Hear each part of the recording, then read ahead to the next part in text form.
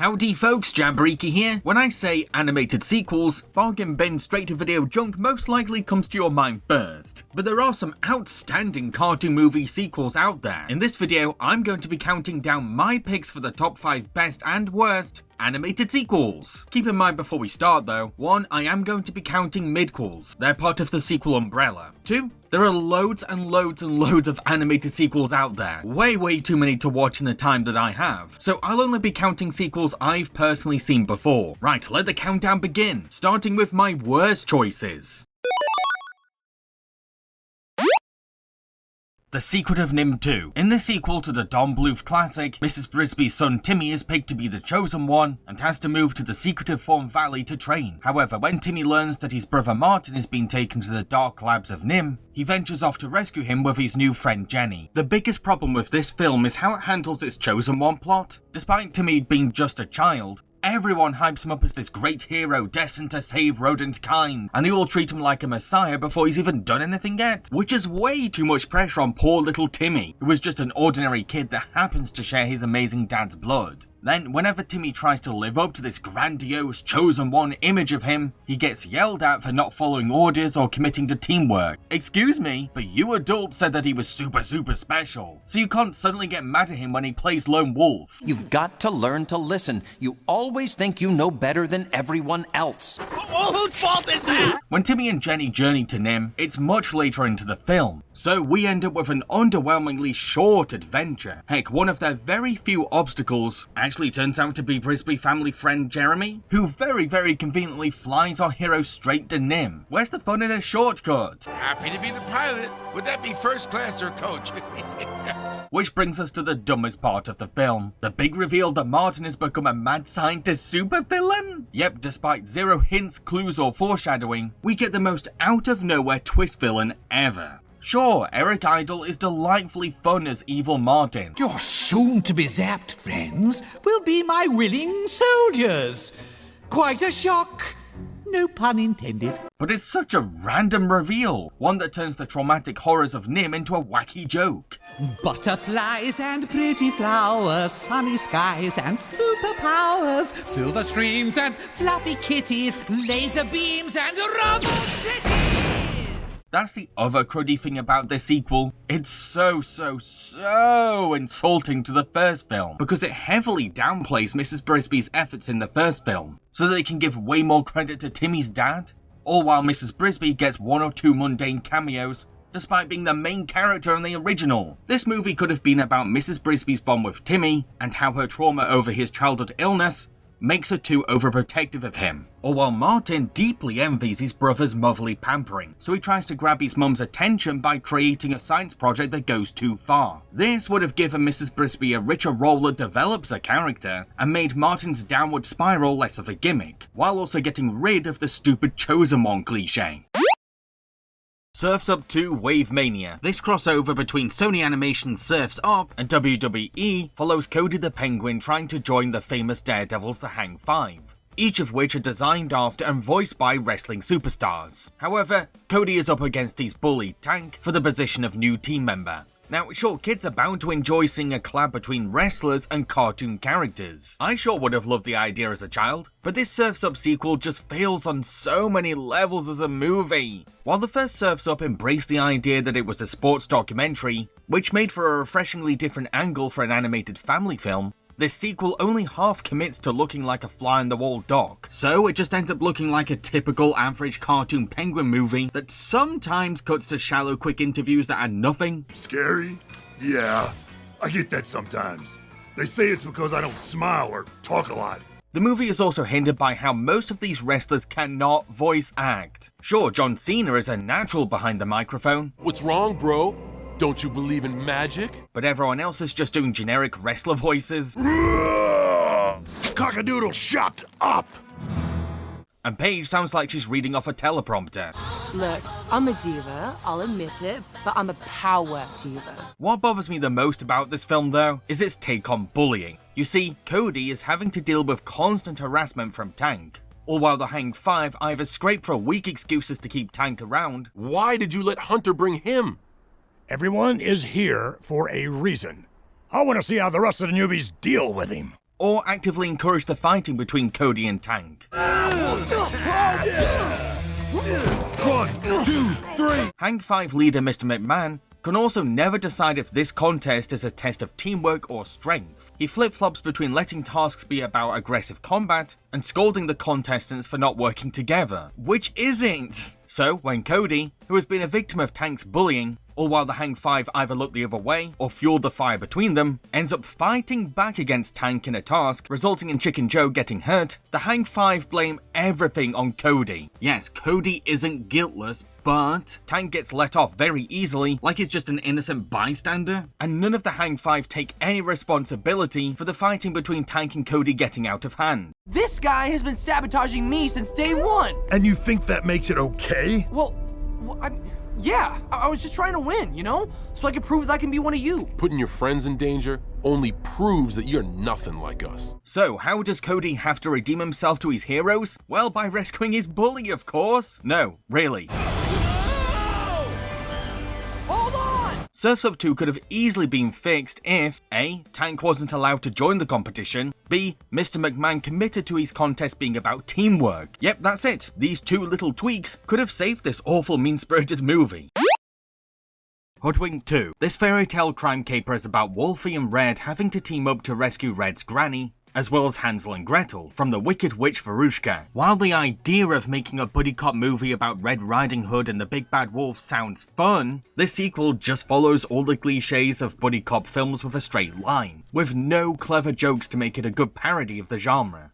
You're not going anywhere without backup. And you need to shuffle your wild card antics to the bottom of the deck. No more stunts, no more cheap disguises. You two are partners. I wouldn't even say that this film is a good comedy in general. All of its humor is very, very flat, mainly because a lot of the voice actors are really phoning it in, like they don't want to be here, so none of the timing works and back and forth banter sounds weirdly paced. I work with Granny, and I need you to do me a favor. For Granny? Anything. I hear your boss has his goon stealing truffle ingredients. What do you know? What? Well, I never. I mean, who told you? Okay, listen up. To really rub it in, we're stuck watching these two argue and bicker until the cows come home. Nearly every single scene in this movie is nothing but these two snapping at each other, stubbornly disagreeing, and melodramatically falling out. Well, your best got my granny and 2 innocent kids kidnapped. Okay, fine, you're right. It did. This is all my fault. My screw-ups are putting everyone in danger. I'll probably get you nabbed next. Happy? Meanwhile, whenever we cut to our villains, it's just scene after scene of Verushka nagging Granny to make her a batch of super truffles. It's so boring and never feels like it's going anywhere. Make the truffle. No. Make the truffle! You better! You didn't say please.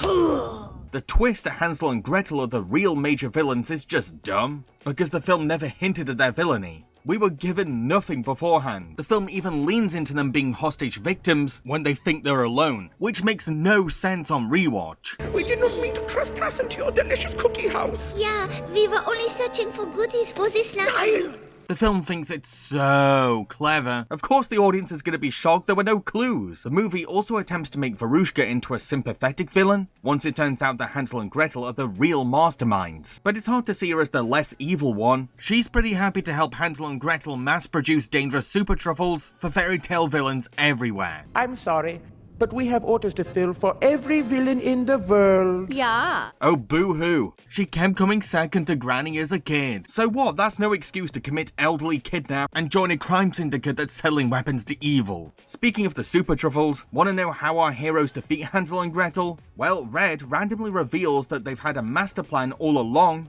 which turns out to be convincing Hansel and Gretel to overstuff on super truffles, without ever knowing if this plan is a surefire way to beat them. So it's more of a dangerous risk than some genius strategy. Our heroes are just lucky that it works.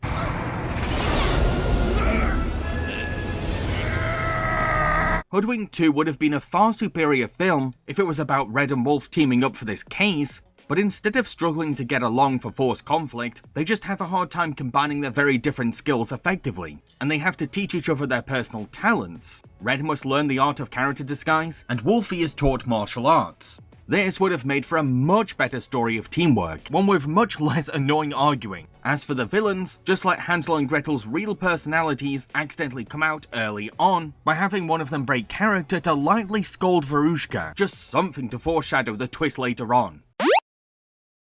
Belle's Magical World. This Disney sequel tells a series of stories set in the middle of Beauty and the Beast. Each tale was originally going to be an episode of a cartoon spin-off, but this planned TV show ended up being cancelled. There's a lot of bad Disney sequels out there, a few of which do deserve to be on any kind of worst list, but Belle's Magical World takes the biggest cake out of them all. Heck, this third Beauty and the Beast movie is so bad that it makes your average Disney straight-to-video sequel at least tolerable. To start with, out of every Disney sequel that's essentially a compilation of cancelled cartoon episodes, this is the one that feels the least like an actual movie. There's no framing device, no flow between the plots, and little to no cinematic scale. It's just one random tale after another, with standalone tones and messages for each one. The only connection between these awful cartoon episodes is how they all happen to feature artificially forced melodrama, whether that means Beast staff immaturely fighting over the dumbest of things. It's all his fault. He and Trey ruined my exquisite cake with their blasphemous angel's food. After you and Joe destroyed my masterpiece by insisting on that infernal devil's food. Or characters letting silly misunderstandings bring out their worst selves. Where are you going? Oh, Noelle? Vixen. I beg your pardon? It doesn't help when Belle's Magical World happens to have the weakest animation out of any Disney sequel ever made. The television budget is so transparent that it's distracting, from the inconsistent quality that dips and rises at random, to the unintentionally silly phases. Another detriment to the film is that it's yet another Beauty and the Beast midquel, so all the events we see take place before Beast has developed and grown, which means that Beast never actually changes. It doesn't matter if Beast learns a lesson in one story, because he'll just revert back to being a rude, angry jerk in the tale straight after. Where are you? I have no idea why Disney kept insisting on making midquels to Beauty and the Beast, when a straight-up sequel had so much more potential, in which we get to see the Prince and Belle's relationship moving on, and Beast staff adapting to being human again in society. There's something there. Space Chimps 2, Zartog Strikes Back. Comet the Techno-Whiz chimp is bummed out to realise that he won't be on the next Space Chimp mission. While sulking in a space shuttle, he accidentally ignites the ship into the stars, and ends up exploring the planet of Malgor. Meanwhile, back on Earth, Malgor's former tyrannical leader, Zartog, has unfrozen and plans to get revenge on the chimps by stealing NASA's deportalizer. Nothing happens in this movie. No, I'm not being a drama queen. This is a film that is not urgent about exciting its audience. We have to sit around and wait and wait and wait for a very long time until the film actually gets going. For the first 45 minutes, we're just watching Comet getting a tour of the planet that we already thoroughly explored in the first movie, the other space chimps being completely lost on what to do, and Zartog yelling in his alien language to NASA while they stand around confused. Anybody understand him? This is what takes up over half of the movie, and it's so mind-numbing that you'll beg for something to happen. The film also heavily dumbs down its characters, so Zartog can end up in a position of power. Like Titan, for some very odd reason, acts like Zartog is an old buddy and casually welcomes him into NASA's headquarters like it's a home visit. Fresco's in the fridge to the left. All you can eat Sunday bars to the right. Yeah, Titan is supposed to be a bit of a meathead, but this is just a far-fetched level of comedic stupidity. Zartog also just so happens to arrive in mission control at the exact time when the scientists are presenting the deportalizer, which the scientists very conveniently clumsily leave out for Zartog to snatch. If you have to make your characters this ridiculously brainless to push your story forward, then I'm sorry, but you're just being lazy. When our heroes finally confront Zartog, our villain is shown to be easily distracted, and Ham, who has become insufferably arrogant thanks to his fame, gets way too cocky as a hero. Okay, Ham, let's not overdo it. We have the thing we... Oh, not here. Or here. Ah, so it must be... Here. Ta-da! So we had to wait around for a finale that doesn't even deliver by the end. This film would not have ended up in this list if it had at least something to compensate for its many, many faults. But nope, the animation is lackluster, bland, and full of clunky physics.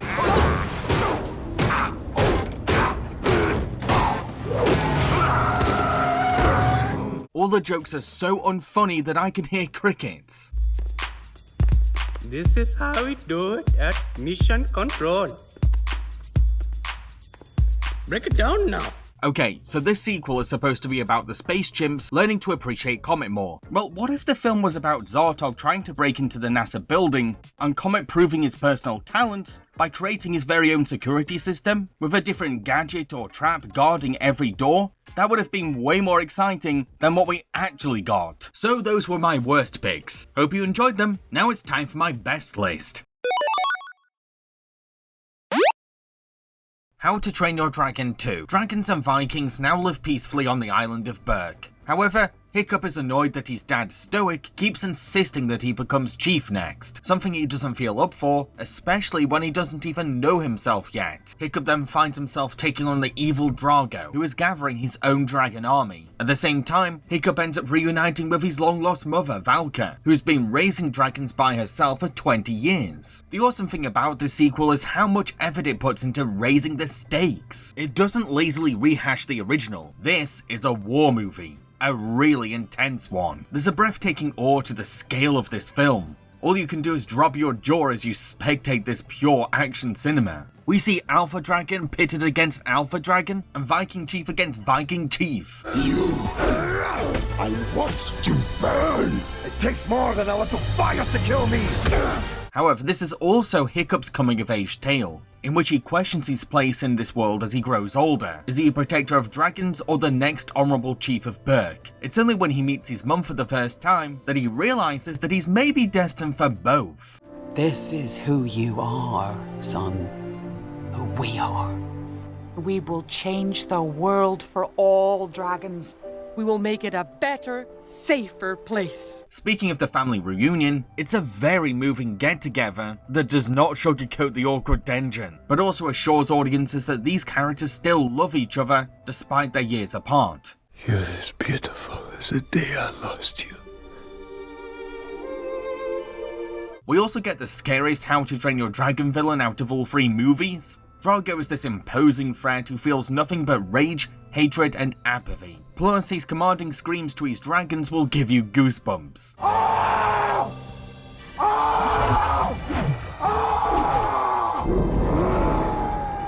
Drago's introduction is a perfect life lesson for the naive Hiccup too, who thinks that just because he changed Berk's minds, he can sway everyone else into loving dragons too, when the harsh reality is that some people are just plain evil. You need dragons to conquer other dragons. Or maybe you need dragons to conquer people. Drago is even willing to brainwash Hiccup's precious Toothless and let the loyal Night Fury accidentally kill Hiccup's own father. He's that cold and calculated as a villain. Although this tragedy does lead to a beautiful and tasteful Viking funeral scene that always chokes me up. How to Train Your Dragon 2 is a sequel that amps up everything. It's darker, bigger, and more intense than its predecessor, but also tells a far more mature story about growing up in the real world.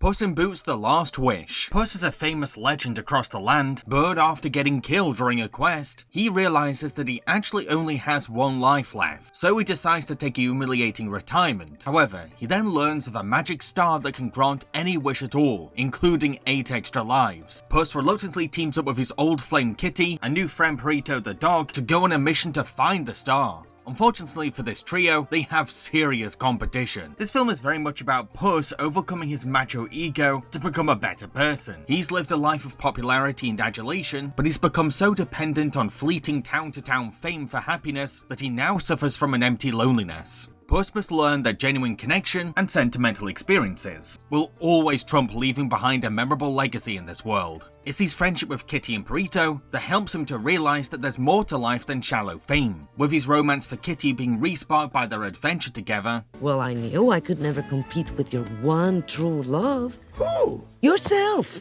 the legend. I wasn't gonna show up for that guy. But you don't seem like that guy anymore. And Perito serving as the perfect therapy dog for his panic attacks, a scene that's been deservedly applauded for its authentic and sympathetic portrayal of men's mental health. I am down to my last life, and I am afraid. The journey itself is very thrilling, all because the map's obstacles are completely dictated by whoever holds the map, so everything in this world can be switched around in an instant once someone else grabs the map, which makes for a really unpredictable fantasy adventure that challenges our expectations.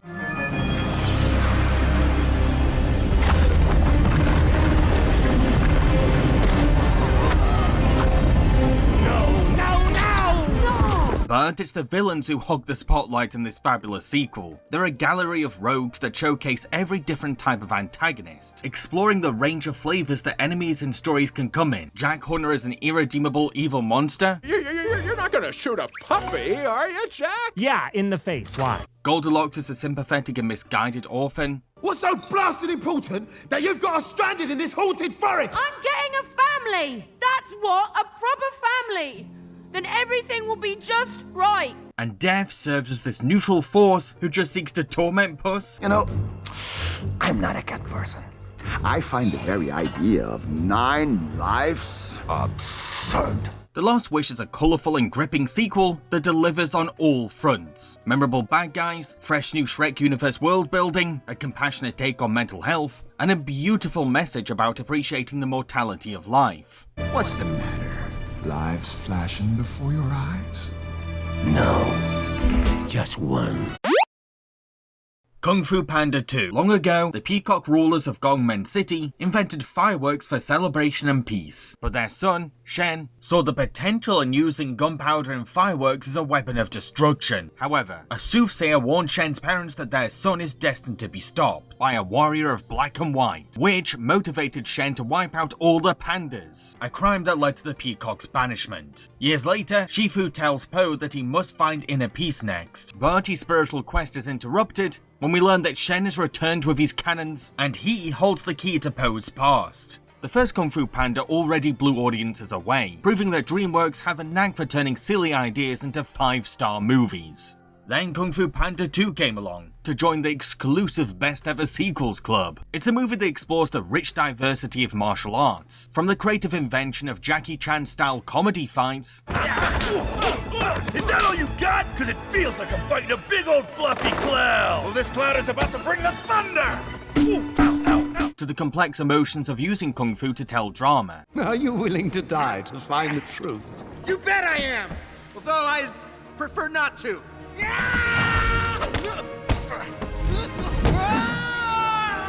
Speaking of dramatic storytelling, the essence of why this is a great sequel comes down to Po's journey on his next step. Po might be a Kung Fu master now, but he still has a lot to learn spiritually.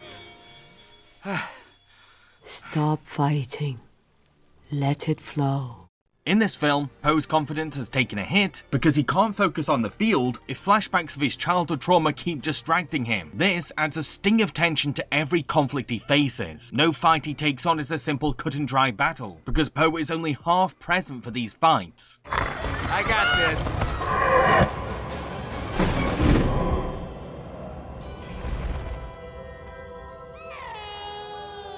Martial arts isn't just about kicking ass and looking cool. Even the best of warriors also need to be mentally fit, because a fighter's mind has to work with their body to reach their best potential. Like I said, Po is on a quest for inner peace, which ties neatly into this existential arc he's going through. You see, it's only when Po is forced to slow down, embraces the art of meditation, and confronts his PTSD that he finally becomes worthy of his Dragon Warrior role again.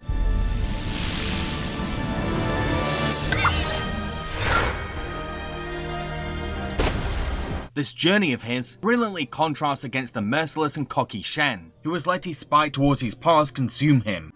My parents hated me. Do you understand?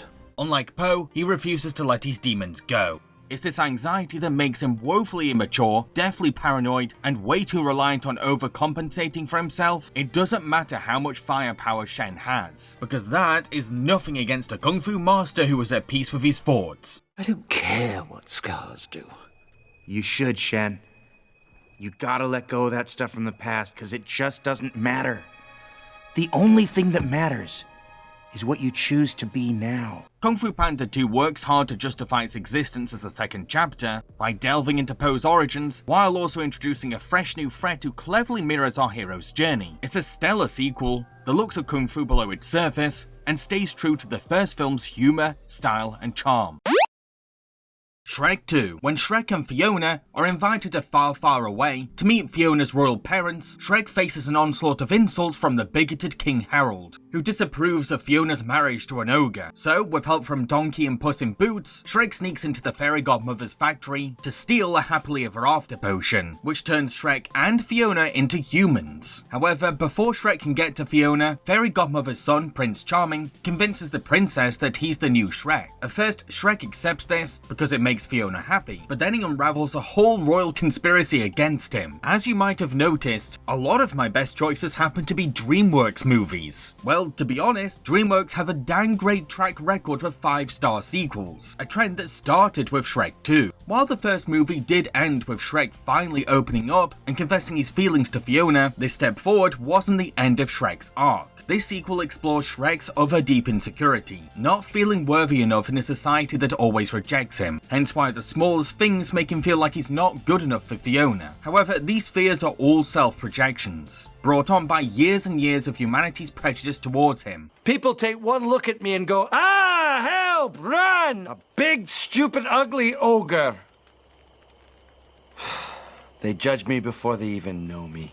He sacrifices his own ogre identity to live up to what he thinks Fiona wants, but it's only when he stops to hear out Fiona's feelings that he accepts that Fiona does want him. I want what any princess wants. To live happily ever after. With the ogre I married.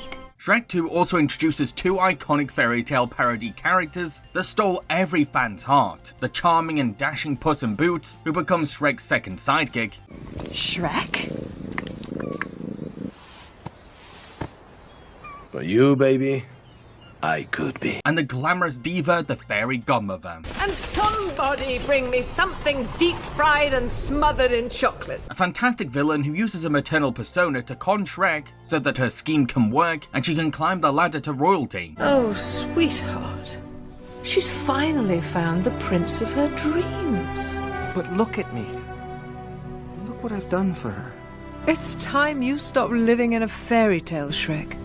Everything fantastic about Shrek 2 all builds up to one of the best animated movie finales ever. A highly cinematic and very romantic storm the castle sequence that's full of so much adrenaline, all to the tune of Fairy Godmother's exceptional cover of Holding Out for a Hero.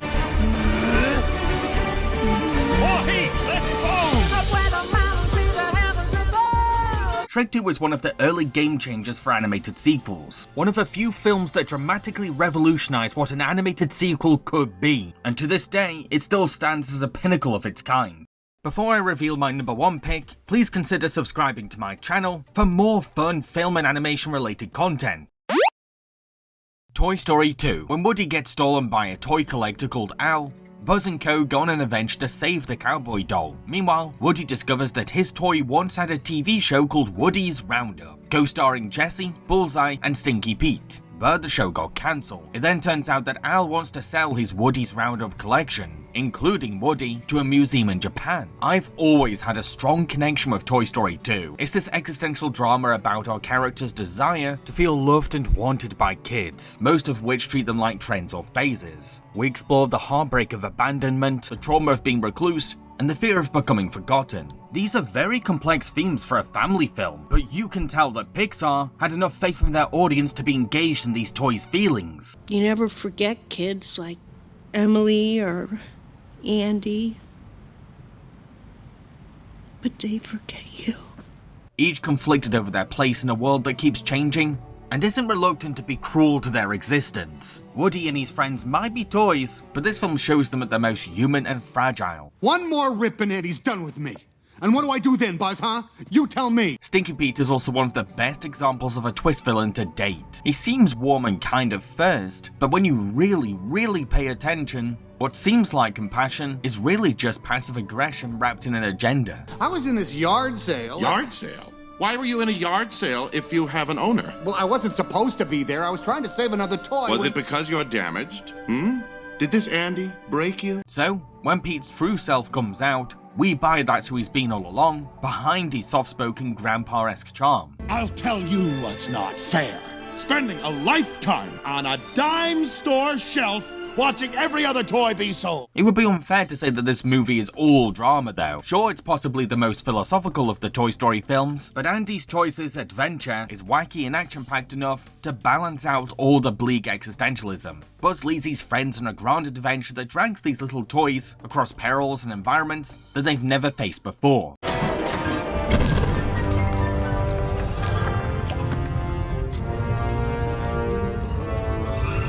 As Pixar turns a small walk across a humdrum American town into a journey to Mordor for these little guys, with some of my most favourite comedy gags from the franchise sprinkled throughout the trip. Pardon me, gentlemen, but have either of you seen a cowboy doll with a bad arm? Why, no, I haven't. Hey, he was talking to me! No, he was talking to me! Why, you? Plus, the introduction of a second Buzz not only makes Buzz confront his own deluded past, but also inspires hilarious character interactions.